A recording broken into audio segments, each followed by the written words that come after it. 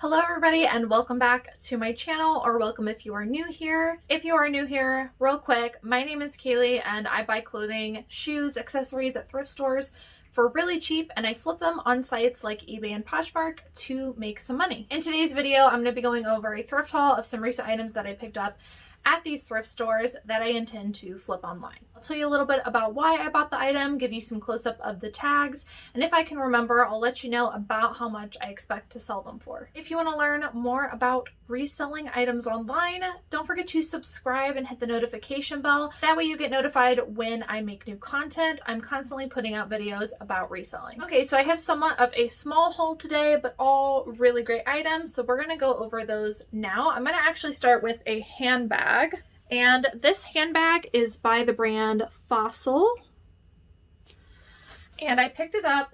Fossil's a good brand to sell in handbags, but I usually only like to pick up the real leather handbags.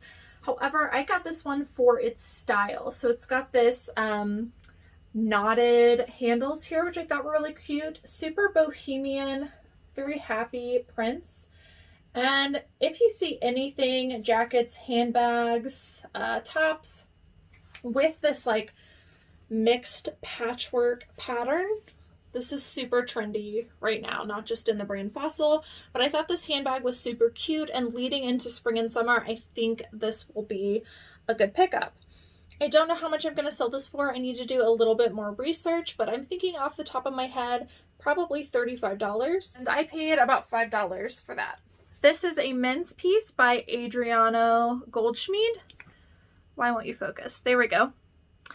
And these are called the Graduate Tailored Leg Pant. So I like picking up these brands in men's pieces. The women's pieces don't always perform as well for me, but the men's jeans in Adriano Goldschmied do very, very well. So I almost always pick these up.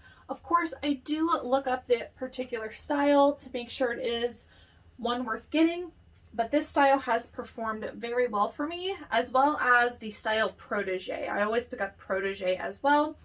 I cannot remember what these sell for, but I'm thinking it's somewhere between $30 and $40, and I paid $5. Next, I showed this in my Thrift With Me video, but I don't think I've showed it in the actual haul. This is a very vintage Scooby-Doo Cartoon Network sweatshirt. And the dating is not on the piece itself, but it is on the tag right here. So dated 1998, that makes it true vintage. And this is like a thinner sweatshirt, definitely vintage, but in really great shape for its age. I really like the graphic on this. I think this is going to do extremely well. Don't know what I'm going to list this for yet. Some of these were going crazy high and I didn't see this exact one. But I'm thinking, I know this is a broad range, but like I said, I got to do more research. I'm thinking anywhere between $50 and $100, but I'll have to get back to you on what I list this one for. Next was also shown in that video briefly. This is by Chicos. This is a size 1. I believe a size 1 translates to a small medium. Chicos has vanity sizing, as do a lot of brands. So if you come across a tag that doesn't look right, you probably need to go look up their size chart. And Chicos is one of those brands. So I believe this is a small medium, medium large. Could be wrong about that. It looks like it could fit up to a large. And this is like a sweater tweed look knit blazer jacket. I also thought this was kind of bohemian with the fringe detail and with the neutral colors with the little speckles of coral in there. Really pretty, super soft. And this is a wool alpaca blend, which is why it's super soft. I don't pick up a lot of Chicos anymore. I try to stick to pretty substantial modern pieces, but I thought this one fit that bill. I'll probably list this $30 to $35. I picked up a couple of these leather jackets and I'm going to show them to you. I feel like a lot of people are going to wonder why I picked them up. But if you actually go do comps on these, really great comps, really great sell-through rate. So the term is distressed leather jackets, and distressed does not mean holes in the jacket. It means the distressed, weathered look of the leather, which just comes with age. So this one faded so nicely. This is by Bauer. It is a men's jacket. And this is a size medium. It's got some lining as well, which is in really great condition. But the main reason I picked it up was because of the amazing fade on this. A lot of people would pass on this at the thrift store. I can't remember how much I paid for this, but the price store priced like all these distressed leather jackets that I bought at like $5 or $6. Probably because they thought that they were worthless, but this actually adds value on vintage leather jackets. I'm thinking I'm gonna sell this probably around $100, give or take. And the fact that it is a well-known brand like Bauer, I think will help to sell it. But keep your eye out for this, guys. Now, obviously, you might want to be careful about just kind of look at the fade, see if it looks desirable. If it looks weird and splotchy and like really super ugly, I definitely wouldn't get it. But ones that fade out nicely like this, I think are worth getting. I will put the words distressed leather, probably weathered, and also probably hobo into my title. I've noticed that hobo chic is still really on trend. So for that reason, I think this jacket will do well. I will definitely also cross-post this over onto Depop and onto Grailed. I think this will do well on Grailed as well. I might even price it a little bit higher on those platforms just because it has a better audience.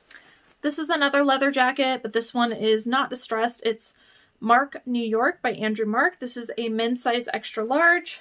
So I have had really great luck with this brand in leather jackets so far.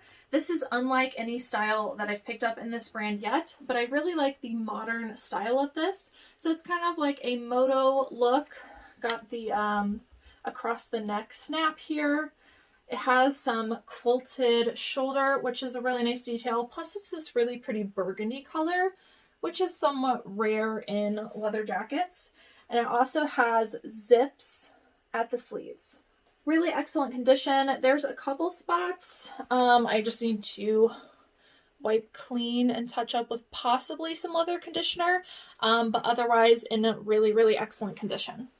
Don't know what I'm going to list that one for. Probably also closer to the $100 range. I feel like I should just have an eBay store with just leather jackets because they perform so well and I'm finding them often. This next one is what appears to be a vintage jacket from JCPenny. And as you can see, it's got a faux fur lining. And it is a cowhide leather jacket. Really beautiful color. I think it's kind of like that Carhartt mustardy tan. And I find that this color does very, very well. It's got snap buttons,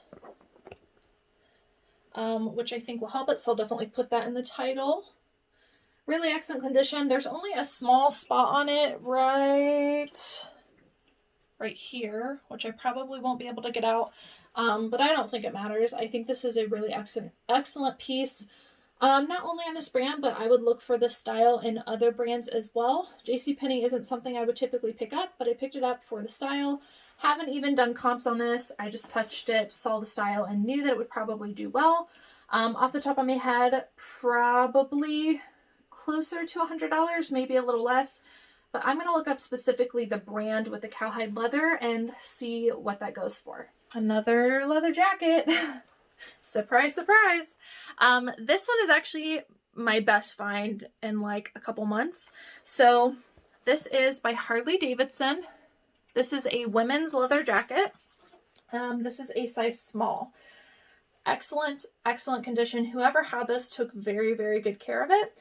I was actually in the checkout line checking out, and this particular thrift store has a, not boutique, but like behind the counter section. And so that's where they keep all their, what they consider more valuable stuff. But you can't get to it because it's blocked off. So hardly anybody buys stuff from there because they don't want to bother with getting an associate. But while I was in the middle of checkout and while she was standing right there, I went ahead and just reached over and looked through a couple things, and I found this. This was $35 and I picked it up without any hesitation whatsoever because I knew I could sell it for a ton more. So first of all, Harley Davidson leather jackets do really well in general, but this is a very motor biker style jacket with the asymmetric zip, all the zipper details. Got some little like metal, what do you call those, rivets or eyelets? I don't know what to call those, but those are there. Excellent condition, zips here. But the deciding factor for me was not all of those things. It was the embroidery patches. So this is kind of like a tattoo print, old school look patch, and also on the back. The tag on the inside was like, I think it said somewhere between 2000 and 2010, somewhere in the like early 2000s. So it's not technically vintage. However, this style is super sought after. I could not find this exact one. I found ones with similar patches, but not with this like moto style, which adds a lot of value. I am probably going to list this bad boy for around $400 and accept offers, but I think I'm going to get anywhere from between $300 and $400 for it. And again, I picked it up at $35 without hesitation because of all those factors and because of the condition. This is in such excellent condition. So those are the kind of items that I would suggest you be willing to pay up for, but again, everybody's business model is different. I kind of hesitate telling you guys sometimes what I pay for items because I don't want to deter anyone from a different business model or encourage anybody to pick up things at high prices if they don't know what they're doing. But in this case, this was a definite yes for me. So paid $35, hoping to get somewhere between $300 and $400. I'm going to get this listed within the next week or so. I will report back on how much that sells for. Okay, this next one is a men's True Religion jean. These are a size 40, which is a pretty good size. In men's, it's a larger size. I have not ever come across fake True Religion, but I heard that there are fake True Religion out there, so you kind of want to make sure that the quality's there. I did kind of look over all of these. You know, it feels like high quality. It's got all the things, you know, button-wise. That should be there, stitching. And then the back patch, which usually says the style name. But these are special because they are distressed and they've got this True Religion like varsity patch here. I did try and do as good of comps as I could. I did come across one other pair of these. I think they were new with tags though, but they sold for over $100. These ones are pre-owned. I don't know exactly what I'm going to sell them for yet, but I'm thinking somewhere between $50 and $75 is probably what I will list these ones for. I will probably put some keywords like varsity Letterman patch in there because of this right here. Definitely flat pockets for this reason and distressed. All those keywords should get the right buyer to these. I don't pick up all True Religion, to be honest with you. The thrift stores that I go to usually price these super, super high regardless of style, so I have to be extremely picky and do a lot of research. Okay, next one I took a little bit of a gamble on. This is by Vince, women's size medium. Vince and Joie are two companies that I consider very similar, and they sell for good money if they have really high quality materials, which is pretty much what they're known for. Vince usually does like wool, merino wool, and cashmere. Now, this is a like longer length sweater, and it appears to be reversible. So it's got pockets here, and then you can flip it and have pockets here. And the brand tag is hidden because this flips over to the other side. This can convert to a hood.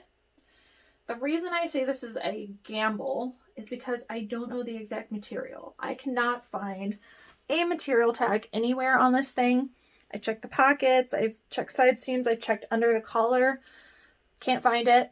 It feels like a merino wool, possibly alpaca or cashmere blend, but it definitely feels like there's merino wool in there. Very soft. This just felt like such high quality. I know the brand pretty well. I think this piece is going to do well. What I'm going to do is go onto Google and search Vince reversible cardigans and see if I can find this exact style where maybe somebody else has the material tag and I can figure it out.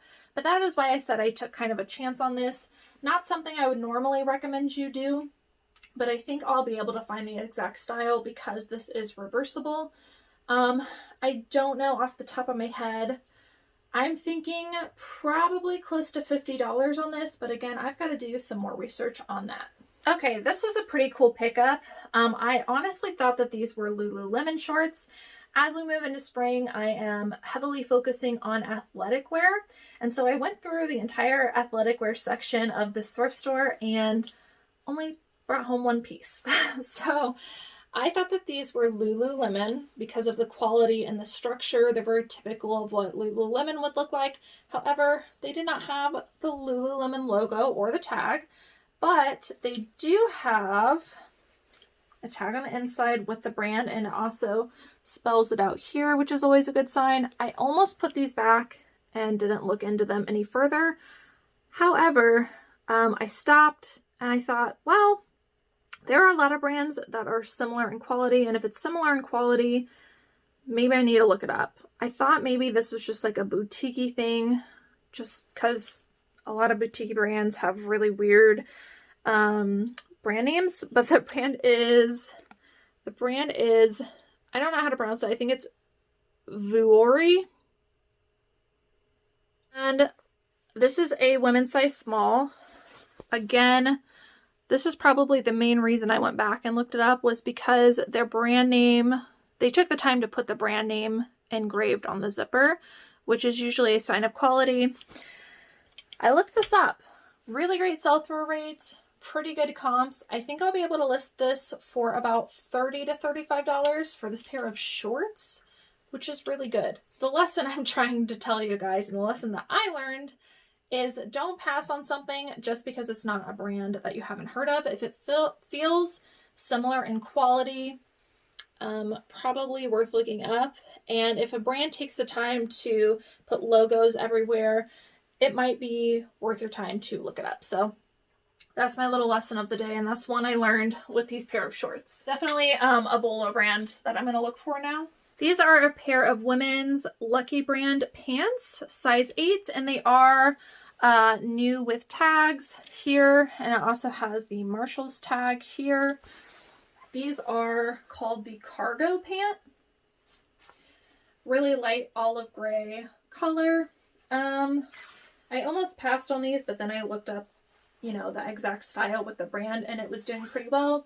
And because it's new with tags, I should be able to get a little bit more for it.